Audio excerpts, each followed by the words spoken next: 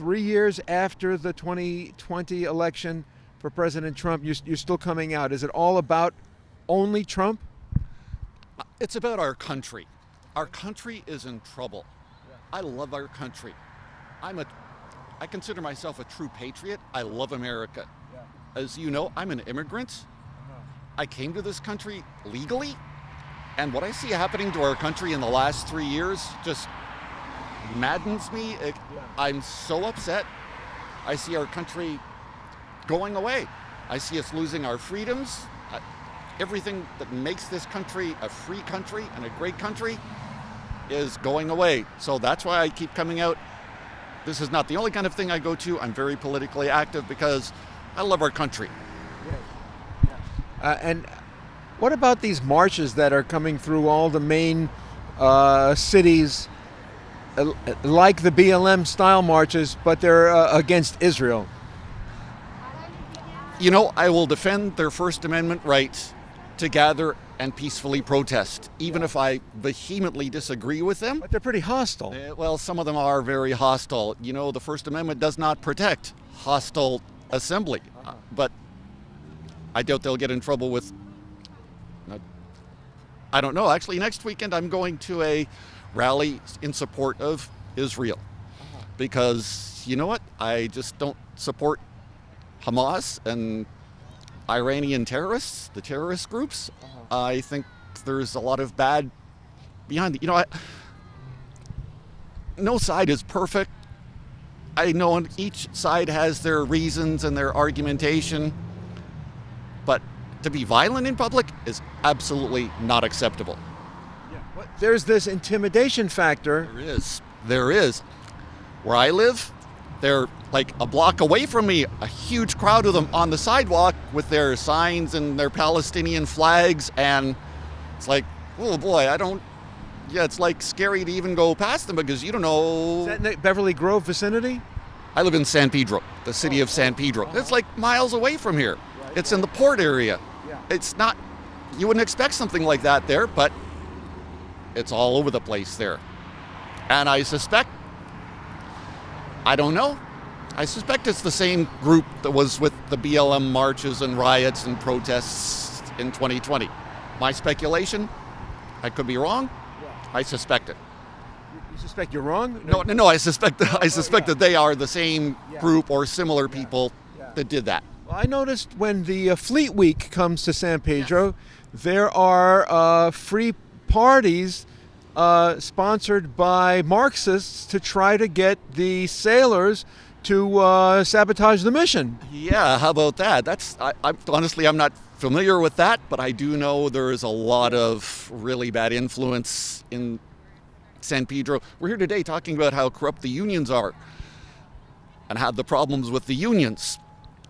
There is a union in San Pedro for the longshoremen that is, I looked at their newsletter, it's got BLM information all over it, promoting Black Lives Matter. It's like, they're supposed to be representing employees, and they're promoting a Marxist agenda right in my city? I just can't be on board with that. So I'm not surprised to hear what you're saying. There's a Shanghai-based Marxist who's funding a lot of these anti-Israel. I mean, it's an old, unfortunately, a tactic that the National Socialists in Germany used. They used Christian anti-Semitism to come to power. Yes, that's true. I know there's a lot of dirty money behind a lot of this. A lot of these people, I'm sure, are going along with their crowd that they're with. A lot of the Democrat Party is just marching lockstep with this. I'm just not a part of that. Like I say, terrorism. I remember 9/11. I remember the terrorist attack on our country. I work in the defense business. I see our business, our defense business is just ramping up because so much is happening in the world that is so scary. And honestly, I'm surprised we haven't had a terrorist attack in our country recently with having open borders and people just marching across the border from anywhere. I think there were 190 some people this year caught on the terror watch list, up from last year and up from the year before. Who knows how many people are coming into our country that are on the terror watch list that are gotaways? 1.5 million gotaways. We don't know who these people are. Most of the people coming across the border are military-age men, single. Why so many single men coming across the border from who knows where? And why aren't Democrats objecting to it? Yes, you would think so. You would think so, because it must fit their agenda. It must fit what they want. A revolution? I can't speak on their behalf, but it wouldn't be surprising. I would not be surprising at all. Democrats and Republicans used to have the same end goal. They had different ways about achieving it. But lately, in recent years, really since Obama came into office, the Democrats have just gone so far left.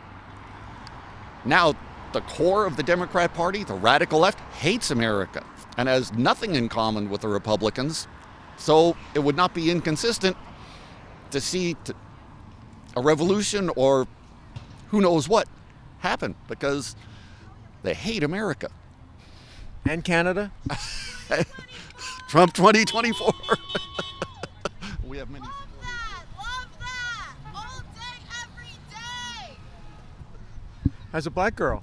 Yes, it is. It's a black woman. We're in Beverly Hills. Dark blue, dark blue, Democrat territory. Hollywood is right down the street. Dark blue, Santa Monica is right that way. We get so much support here, tons of support. A little pushback, of course, we expect it, but Americans want to go back to America how it was. America being a free, prosperous country, and we're just not going that way now. People love Trump here in Beverly Hills. And they're dissatisfied, moreover, with the way things are going. How much confidence do you have that the election will be integrous? In California? No, in the United States. I know you're asking in the United States. I'm starting off by saying in California, I have just about zero confidence in our election. We had a lady here a couple of months ago from Election Integrity Project California. She spoke.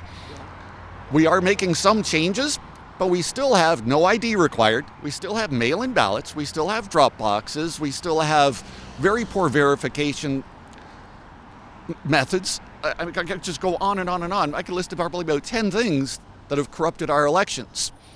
In Shasta County, they passed a law, more conservative county, they passed a law saying no voting machines. Voting machines is another thing, Dominion machines and other similar machines. Yeah. They passed a law that said no voting machines. They made it law.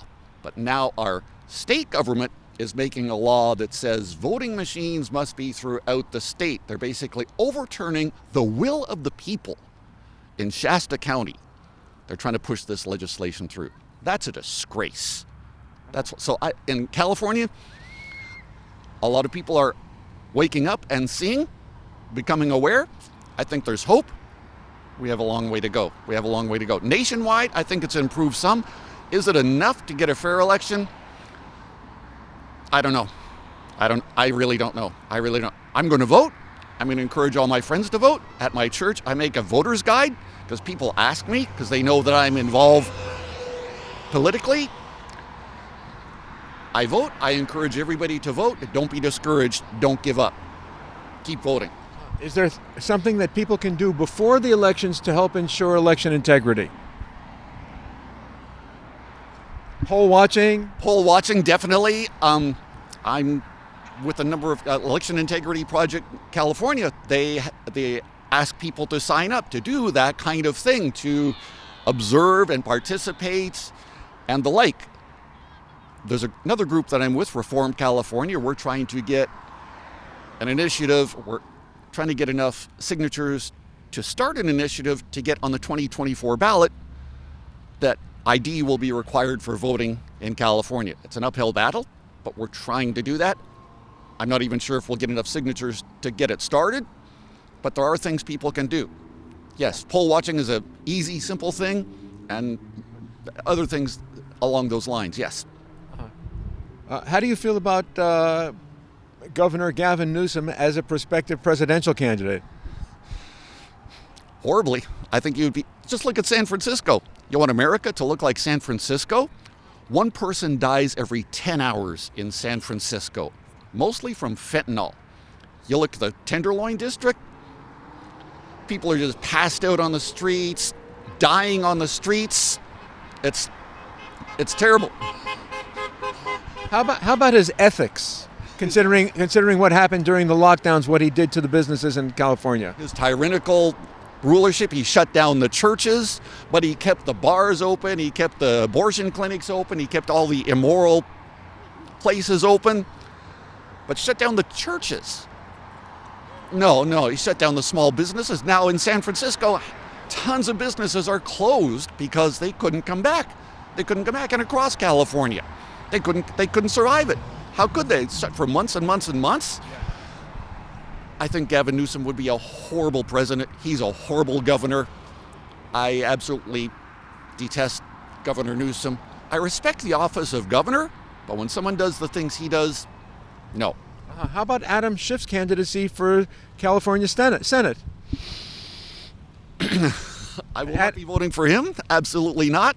No? He is an absolute liar. He's done horrible, horrific things to California. Impeachment? Did he started the Russiagate impeachment proceeding? And all of the things back then. Just look at his history of what he's done. California politicians, I mean, they have a supermajority in California. Over 2/3 of the legislature. So I live in a dark blue city, in a dark blue state, with all of these legislators. I can't stand any of them, but I'm constantly emailing them. I'm constantly letting them know my opinion. I'm constantly in public. I'm in their face. I'm signing petitions. I'm circulating petitions. I'm doing everything I can legally to engage people, to get people in my church and in my community to be involved, to make a difference. And I believe we can make a difference. California can be turned around. California can be saved. It's tough. It's an uphill battle. There's a lot of big money behind the opposing forces. There's a lot of evil. Much of this is just, in my opinion, just evil. But I believe good will eventually prevail. So I'm not moving from California. I'm staying in California because I know last year almost 800,000 people approximately left California. Our daughter left California. My neighbors have left California. I'm staying. I want to make a difference, and I think we can make a difference.